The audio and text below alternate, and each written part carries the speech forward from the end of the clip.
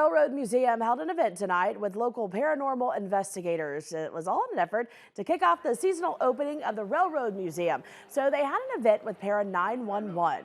And Para911 is a group of people who have been investigating paranormal activity around the tri-state area since 2008. So this year, the Railroad Museum partnered with them as a way to explore more of the history on the grounds.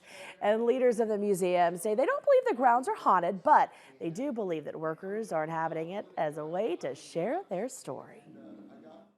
So with this, there's so much history to the land, to the buildings, to what it provided for Sioux City.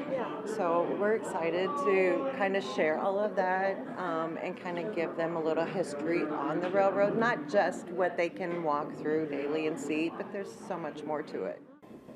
And during tonight's event, those who came out got a real close look into how they investigate paranormal activity.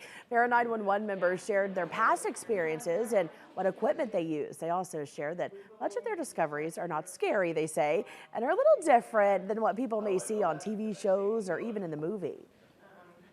There's a whole lot more that goes into it, so we're just here to kind of pass that along and show everybody what it's like, how to do it, and what they could do when they find stuff and use it to their advantage and, you know, learn a new trade. And after the initial event, people could purchase tickets to look around the grounds and experience the investigations with the crew.